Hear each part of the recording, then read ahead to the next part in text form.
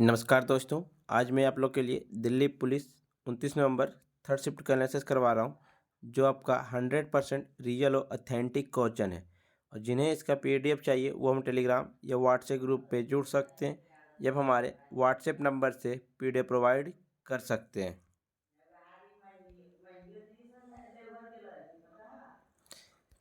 पहला प्रश्न पूछा गया था, गरीबी हटाओ किस पंचवर्षीय योजना का नारा था। यह गरीबी हटाओ आपका पाँचवीं पंचवर्षीय योजना का नारा था। अब पाँचवीं पंचवर्षीय योजना 1974 से 1978 तक था। इंदिरा गांधी के राजनीतिक विरोधियों ने इंदिरा हटाओ का नारा दिया, लेकिन इंदिरा ने इसे गरीबी हटाओ के रूप में दोहराया और इस नारे का काफ़ी प्रभाव पड़ा और इंदिरा को अब कई लोगों द्वारा भारत के रक्षक के रूप में देखा जाता है। दूसरा प्रश्न पूछा गया था, किस संविधान संशोधन में मतदान की आयु 21 वर्ष से घटाकर 18 कर दी गई। तो संविधान के 61वें संविधान संशोधन ने मतदान की आयु 21 वर्ष से घटाकर 18 वर्ष कर दी गई। यह लोकसभा और विधानसभा चुनाव से संबंधित है। 1988 के 61वें संवैधानिक संशोधन अधिनियम द्वारा मतदान की आयु 21 वर्ष से घटाकर 18 वर्ष कर दी गई। राजीव गांधी वह प्रधानमंत्री थे जिन्होंने मतदान की आयु 21 से घटाकर 18 कर दी गई। संविधान के अनुच्छेद 326 में संशोधन करके मतदान की आयु को कम किया गया था। एक पूछा गया, 1398 में किस तुर्क शासक का आगमन हुआ। तैमूर शासक का आगमन हुआ। तैमूर लंगड़ा एक तुर्क प्रमुख ने 1398 में तुगलक राजवंश के अंतिम शासक मोहम्मद शाह तुगलक के शासन के दौरान भारत पर आक्रमण किया। तैमूर पंजाब में शासन करने के लिए ख्रीज खान नाम के उम्मीदवार को छोड़ा मध्य एशिया में लौट आया। ख्रीज खान 1414 ईस्वी से 1421 ईस्वी ने सईद राजवंश की स्थापना की और इस्लाम के पैगंबर के वंशज होने का दावा किया। याहया बिन अहमद बिन अब्दुल्ला सरहिंदे तारिक ए मुबारक शाही सईद वंश के मोहम्मद शाह के इतिहास लिखा। वर्नाकुलर प्रेस एक्ट किसने खत्म किया। तो वर्नाकुलर प्रेस एक्ट आपका लॉर्ड रिपन ने खत्म किया। वर्नाकुलर प्रेस एक्ट 1882 का निरसन हुआ। अब पहला कारखाना अधिनियम 1881, सर विलियम हंटर 1882 की अध्यक्षता में शिक्षा आयोग की नियुक्ति हुई। स्थानीय सौ सरकार 1882 में प्रस्तावित पारित हुआ। एल्बर्ट बिल विवाद 1883-84 में। लॉर्ड लिंटन ने वर्नाकुलर प्रेस एक्ट को 1878 में पारित किया था।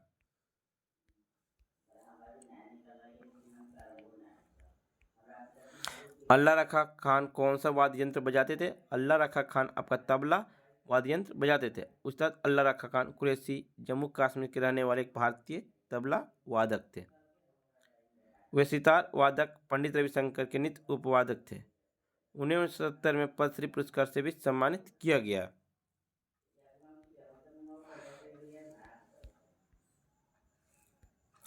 मकर ध्वज द्रोग किस नृत्य से संबंधित है। तो झारखंड की सांस्कृतिक नृत्य छऊ से संबंधित है। सरायकेला प्रकार के छऊ नृत्य की उन्नति के लिए उल्लेखनीय प्रतिबद्धता के लिए दारोग को 2011 में पद्मश्री से सम्मानित किया गया। भारत सरकार ने उन्हें 2011 में पद्मश्री के चौथे सबसे उल्लेखनीय गैर सैन्य कर्मियों के पुरस्कार से भी सम्मानित किया गया है। ओहम जनजाति कौन सा उत्सव मनाते। तो मी डेमी भी दिवंगत व्यक्तियों की याद हर साल 31 जनवरी को ओहम लोगों द्वारा मनाया जाने वाला सबसे महत्वपूर्ण पूर्वज पूजा सांप्रदायिक त्यौहार है। मी डे मी भी असम में 31 जनवरी को मनाया जाने वाला अवकाश है। यह दिवंगत पूर्वजों के प्रति सम्मान दिखाने और समाज में उनके योगदान को याद करने का त्यौहार है। मी शब्द का अर्थ होता है नैवेद्य, डेम का अर्थ होता है पूर्वज और फी का अर्थ होता है देवता। एक पूछा गया, सतरिया किस राज्य का शास्त्रीय नृत्य। सतरिया आपका असम का शास्त्रीय नृत्य है। और सतरिया नृत्य को शास्त्रीय नृत्य के रूप में 2000 में मान्यता प्राप्त हुआ। संस्थापक कौन थे। शंकर देव थे। भारत के अन्य शास्त्रीय नृत्य भारतनाट्यम तमिलनाडु, कथकली केरल, कुचिपुड़ी आंध्र प्रदेश, कथक उत्तर भारत, मोहिनीअट्टम केरल, मणिपुरी मणिपुर, उड़ीसी के उड़ीसा। बिहू किस राज्य का लोक नृत्य है। तो असम का। बिहू महोत्सव असम में 3 बार मनाया जाता है।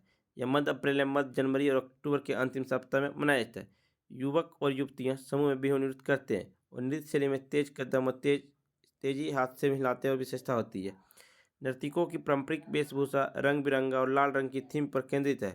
जो खुशी उत्साह का प्रतीक होता है। बिहू नृत्य का आविष्कार असम के बोडो कचारी आदिवासी समुदाय ने किया था।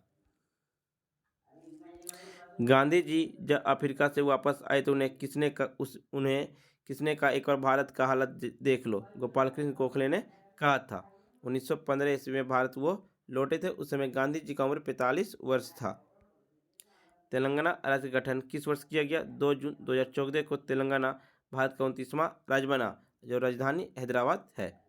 और स्टोरी ऑफ माई लाइफ पुस्तक के लेखक कौन है? हेलेन केलर 1903 द्वारा लिखित एक आत्मकथा है। मयूर सिंहासन किस मुगल बादशाह के पास है? तो शाहजहां के पास आपका है। मयूर सिंहासन 17वीं शताब्दी में बादशाह शाहजहां ने कमीशन किया था। यह भारत में मुगल सम्राट की सीट थी और दिल्ली के लाल किले में दीवान एक खास में रखी गई थी। जब 1739 में नादिर शाह ने भारत पर हमला किया और लूट लिया। मयूर सिंहासन में प्रसिद्ध कोहिनूर हीरा था।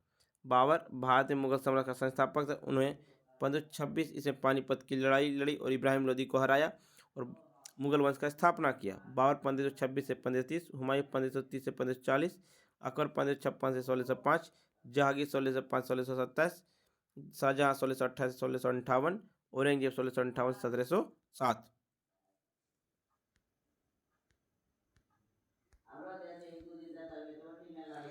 एक पूछा तो पाचन की क्रिया किस ग्रंथि का क्या नाम है? तो अग्नाशय। मानव पाचन तंत्र में आहारनाल नलिका संयुक्त ग्रंथियां होती है। आहारनाल नलिका मुख्य गुहा, ग्रसनी, ग्रसिका, आमाशय, क्षुद्रांत, बृहदांत, मलाशय और मल द्वारा बनी होती है। सहायक पाचन ग्रंथियों में लाल ग्रंथि, यकृत सहित और अग्नाशय है। रवि शास्त्री रणजी ट्रॉफी किस टीम से खेलते थे? तो बॉम्बे टीम से खेलते थे। हरि सेन किस भाषा के कवि थे? हरि सेन आपका संस्कृत भाषा के कवि हैं। यह आपसे पूछा गया प्रयाग पर स्थित इलाहाबाद स्तंभ शिला के रूप में किसे जाना जाता है? हरिसेन को जाना जाता है। हरिसेन 4वीं शताब्दी के एक संस्कृत कवि, पूज्यवादी और सरकारी मंत्री थे। वह समुद्रगुप्त के दरबार में एक महत्वपूर्ण कवि थे। ये प्रयाग पृष्ठ की रचना हरिसेन ने की थी। यह इलाहाबाद में पाया गया समुद्रगुप्त का स्तंभ शिलालेख और संस्कृत में लिखा गया था। सुजाता महापात्रा किस शास्त्रीय नृत्य संबंधित है? उड़ीसी से। श्रीमती सुजाता महापात्रा उड़ीसी नृत्य में उनके योगदान के लिए 2017 में संगीत नाटक अकेडमी पुरस्कार भी मिला है। एक पूछा था एक ओवर में कितने बॉल होते हैं? एक ओवर में 6 बॉल होते हैं।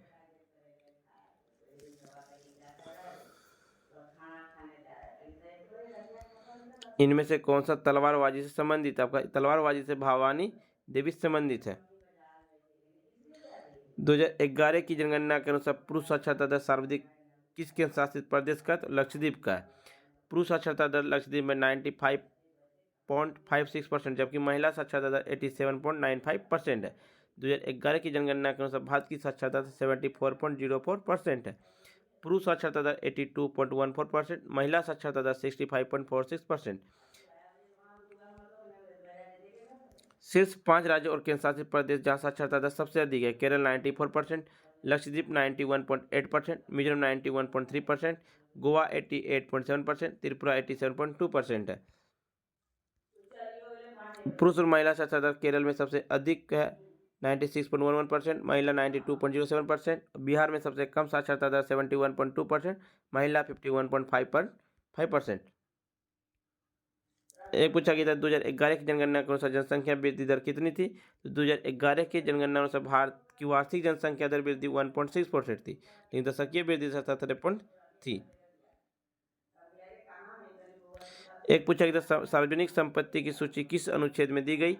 तो अनुच्छेद 51A के आई में सार्वजनिक संपत्ति का सुरक्षा का उल्लेख करता है। मौलिक कर्तव्य को भारतीय संविधान के भाग 4A तहत अनुच्छेद 51A में निपटाया गया। इसे 42वां संविधान संशोधन 76 के द्वारा जोड़ा गया। इसलिए कि भारत में गैर मौलिक कर्तव्य उनके महत्व में विस्तार किया गया। 1976 के 42वें संविधान संशोधन अधिनियम में भारतीय संविधान में 10 मौलिक कर्तव्य को जोड़ा गया। 86वें संविधान संशोधन अधिनियम 2002 ने बाद में 11 मौलिक कर्तव्य को जोड़ा गया। स्वर्ण समिति ने 1976 में मौलिक कर्तव्य को सिफारिश की, जिसकी आवश्यकता 1975-77 के आंतरिक आपातकाल के दौरान महसूस की गई थी। उसमें भारत के प्रधानमंत्री जो थे श्रीमती इंदिरा गांधी थी। एक पूछा CEE का फुल फॉर्म क्या? तो सेंट्रल एम्प्लॉयमेंट एक्सचेंज। महाबलीपुरम मंदिर किस शैली में बना है? तो द्रविड़ शैली से बना है। महाबलीपुरम में स्वर्ण मंदिर का निर्माण नरसिंह वर्मन द्वितीय के द्वारा किया गया था। यह 1984 में यूनेस्को के विश्व धरोहर स्थल है। यह वर्तमान में तमिलनाडु के कोरोमंडल तट पर स्थित है। इसके दो भाग हैं, एक शिव को समर्पित है, दूसरा विष्णु को समर्पित है। नरसिंह वर्मन द्वितीय पल्लव साम्राज्य के थे। नरसिंह वर्मन प्रथम ने महाबलीपुरम शहर की स्थापना की और कृष्णा प्रथम ने एलोरा में प्रसिद्ध कैलाश मंदिर का निर्माण करवाया और राजा राज चोल प्रथम ने तंजौर में विदेश्वर मंदिर का निर्माण करवाया था। एक पूछा गया था, निम्नलिखित में से कौन सी अभिक्रिया द्विस्थापन अभिक्रिया? सोडियम सल्फेट के साथ बोरियम क्लोराइड विलियम द्विस्थापन अभिक्रिया का एक उदाहरण है। एक पूछा गया सबसे लंबी सुरंग किस स्टेट में? सबसे लंबी सुरंग आपका जम्मू कश्मीर में स्थित है। एक आपका पूछा गया था फ्रेंड्स, पीकॉक थ्रोने के किसने बनवाया था? एक ये पूछा गया था। ध्यानचंद अवार्ड 2021 में किसे मिला? ध्यानचंद अवार्ड 2021 में 12 लोगों को दिया गया था। एक आपका पूछा गया था हाईएस्ट मिलिट्री, तो बता ही दिया हूँ। एक वाइस प्रेसिडेंट से क्वेश्चन था। कालिदास की एक रचना पूछी थी।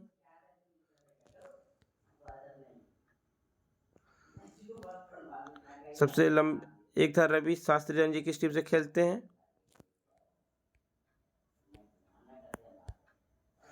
एक पूछा गया था आपका 9 शेड्यूल आर्टिकल 48B।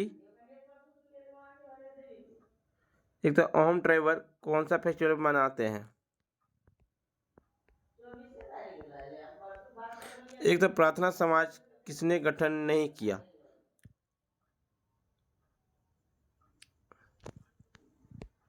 एक आपका 5 ईयर प्लान से भी था। न्यूक्लियर प्रेस एक्ट को किसने खत्म किया? फ्रेंड्स, आपको वीडियो पसंद आई तो लाइक शेयर सब्सक्राइब जरूर करें और जिन्हें इसका PDF चाहिए वो टेलीग्राम या व्हाट्सएप ग्रुप पे जुड़ सकते हैं। डिस्क्रिप्शन लिंक दे दिया गया। तब तक के लिए धन्यवाद फ्रेंड्स।